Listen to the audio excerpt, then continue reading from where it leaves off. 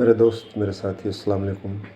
امید ہے کہ آپ بخیر ہیں۔ میں بھی عافیت سے ہوں، اللہ کا شکر ہے۔ روزہ بھی چل رہا ہے، تراویح بھی چل رہی ہے، بڑے آسانی سے، بڑی سہولت سے چل رہی ہے۔ 27 دن کی تراویح ہے ہمارے بلال مسجد میں۔ امام صاحب بھی ٹھیک ٹھاک پڑھاتے ہیں، طبیعت لگتی ہے۔ اللہ کا شکر ہے کہ آج پہلی صف میں جگہ بھی مل گئی۔ تھوڑا سا پہلے جانا پڑتا ہے، 7:45 تک آپ چلے جاؤ تو اذان سے پہلے چلے جاؤ تو پہلی صف میں جگہ مل جاتا ہے۔ اور امام صاحب نے جب تراویح شروع کی اور پہلی رکعت جب شروع ہوئی اور قد افلح سے شروع ہوئی، اور جب امام صاحب 12ویں آیت پر پہنچے تو پورا ایک نظام جو اللہ نے کھولا ہے کہ جب یہ آیت 12 سے لے کر 14 تک 2 آیت جب اتری ہے تو جو یہود، جو نصارہ، جو زبور کے، جو انجیل کے، جو توریت کے جانکار تھے، جو اس وقت علم کے جانکار تھے، حیرت میں پڑ گئے، دنیا سوچ میں پڑ گئی کہ جس شخص کو ہم امی کہہ رہے تھے، جو سچ میں ہی جاہل تھے،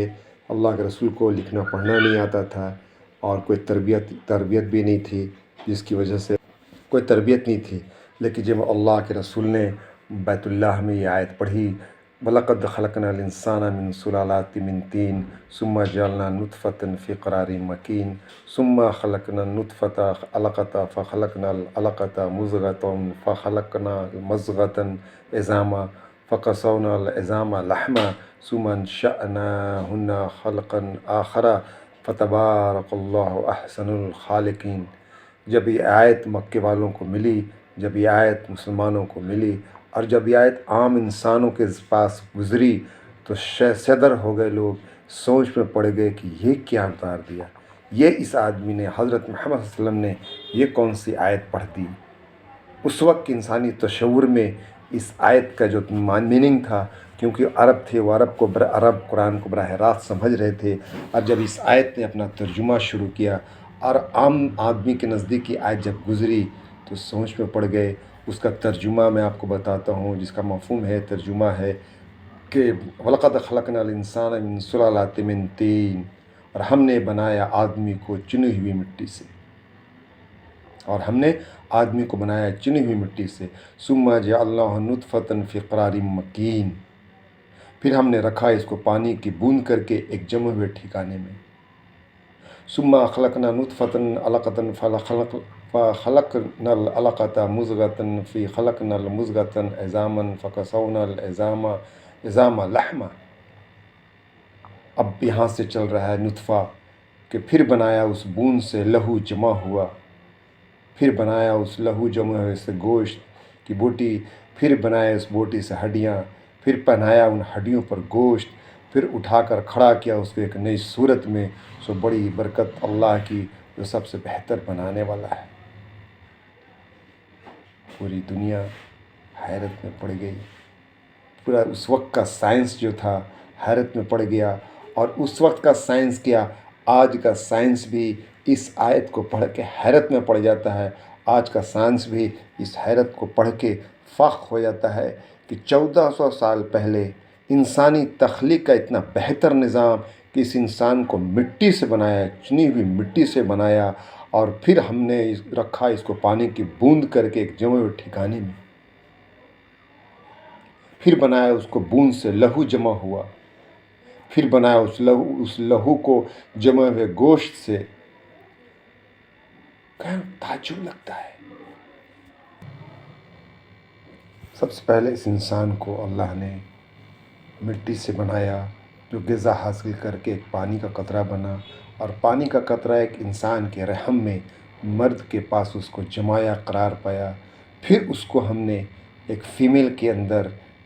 ٹرانسفر کیا، فیمیل کے اندر فرٹیلائز کیا، اور وہاں وہ ایک نطفہ کی شکل میں رہا، پھر ایک نطفہ جو قرار پایا، اور 40 دن میں وہ نطفہ خون بن گیا،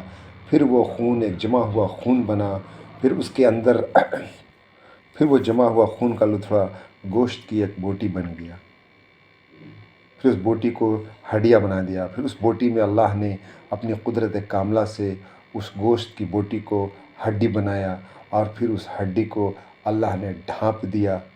وہ بوٹی پھر ڈھانپ دی گئی، چھپا دی گئی، اور اس کے اندر ایک شکل بننے لگی، اور پھر جب وہ ہڈی جو ہے وہ گوشت کے ذریعے ڈھک گئی، تو پھر ہم نے اس میں روح ڈال دیا اور اس کو ایک دوسری ہی طرح کی مخلوق بنا دیا، جو حالات سابقہ سے نہایت ہی ممتاز ہے، کیونکہ اس سے پہلے سب انقلابات ایک جماعت بے جان میں ہو رہے تھے۔ جو اب تک بن رہا تھا وہ بے جان بن رہا تھا، لیکن اس کے اندر روح ڈال دیا اللہ نے، اور روح ڈال کے ایک ذی حیات زندہ انسان بن گیا۔ کیسی شان ہے اللہ کی، کیسا بنانے والا ہے اللہ، اور اللہ صنعوں سے بڑھ کر ہے، کیونکہ دوسرے صنع تو اللہ کی پیدا کی چیزوں میں جوڑ توڑ کر کے ہی بنا سکتے ہیں،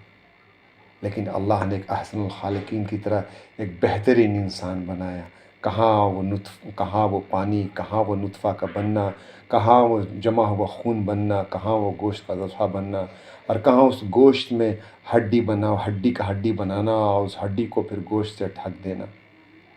اور اس کے اندر ایک ذی شعور انسان بنا دینا۔ ہم جب ان آیتوں کو پڑھتے ہیں، ہم جب ان آیتوں کو سنتے ہیں تو انسانی تاریخ حیرت میں پڑ جاتی ہے۔ اس لیے میں بارہا کہتا ہوں کہ جب یہ علماء کرام تراویح پڑھیں تو ایسی چھوٹی چھوٹی آیتوں کو ان تفسیر کے ذریعے اور لوگوں کو سمجھائیں۔ ہمارے سمجھانے میں اور لوگوں کے سمجھانے میں بہت فرق ہے۔ اس لیے میں بارہا کہتا ہوں کہ ائمہ حضرات 4 منٹ 5 منٹ لے کر 20 منٹ زیادہ جائے گا، لیکن امت کے سامنے ایک بہترین بات آئے گی۔ انسان کے بننے کے، انسان کے وجود آنے میں اس سے بہتر سائنس سمجھانے والا اب تک کوئی بک نہیں لکھی گئی ہے، اور یہ بک 1400 سال پہلے لکھی گئی کہ نطفہ سے لوتھڑا سے گوشت میں ہڈی، اور اس کے بعد انسانی شکل میں آنا، اس کے اندر روح ڈالنا، اور پھر اللہ اپنی قدرت سے، اپنی قدرت کاملہ سے اس انسان کو اس جگہ سے باہر لانا، اور باہر لا کے پھر اس کے اندر نشو و نما پیدا کرنا، یہ اللہ ہی کر سکتا ہے، اور بہترین تخلیق کرنے والا اللہ ہی ہے۔